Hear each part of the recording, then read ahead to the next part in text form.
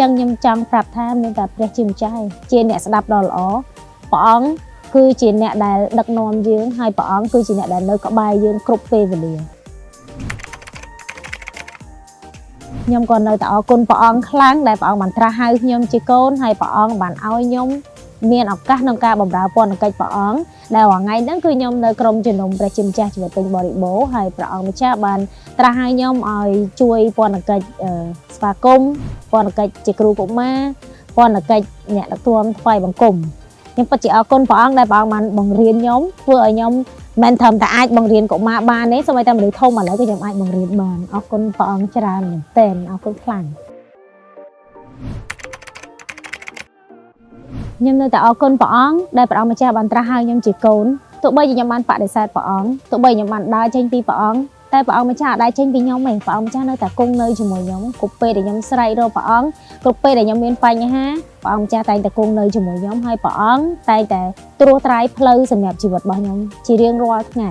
ទាំងការធ្វើដំណើរទាំងការធ្វើកិច្ចការងារផ្សេងៗព្រះអង្គគង់នៅជាមួយ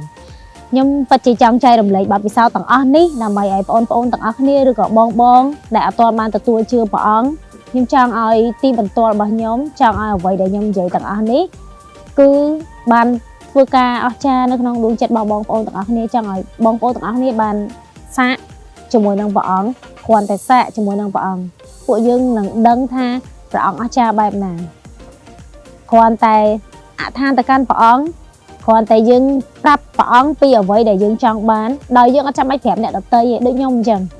នៅពេលដែលខ្ញុំជួលព្រះអង្គលើកទី2ខ្ញុំគ្រាន់តែចូលទៅកាន់ព្រះអង្គខ្ញុំអធិដ្ឋានទៅកាន់ព្រះអង្គគឺខ្ញុំឃើញការអស្ចារ្យរបស់ព្រះអង្គហើយនៅក្នុងការអស្ចារ្យហ្នឹងមិនមែនតែម្ដងគឺវាច្រើនដងវាមិនមែនជាការចៃដន្យតែ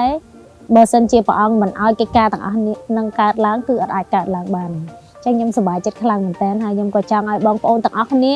អ្នកដែលខ្វះក្តីសង្ឃឹមអ្នកដែលគាត់មានអារម្មណ៍ថាឥឡូវហ្នឹងគាត់ឯកោខ្លាំងគាត់ចង់បានណាគេម្នាក់ដែលអង្គុយស្ដាប់គាត់ចង់បានណាគេម្នាក់ដែលយល់ពីគាត់អញ្ចឹងខ្ញុំចង់ប្រាប់ថាមានតែព្រះជាម្ចាស់ជាអ្នកស្ដាប់ដ៏ល្អព្រះអង្គគឺជាអ្នកដែលដឹកនាំយើងហើយព្រះអង្គគឺជាអ្នកដែលនៅក្បែរយើងគ្រប់ពេលវេលានៅពេលដែលយើងហៅព្រះអង្គ24ម៉ោងគឺព្រះអង្គតែងតែនៅក្បែរយើងអរគុណបងប្អូនទាំងអស់គ្នាដែលបានចំណាយពេលស្ដាប់អំពីបទពិសោធន៍ជីវិតពិតនិងទីបន្ទាល់ដែលព្រះអង្គម្ចាស់បានធ្វើការអស្ចារ្យក្នុងជីវិតរបស់ខ្ញុំហើយខ្ញុំសង្ឃឹមថាទីបន្ទាល់នេះនឹងលើកទឹកចិត្តដល់អ្នកទាំងអស់គ្នាអរគុណច្រើនសូមព្រះជាម្ចាស់ប្រទានពរបាយបាយ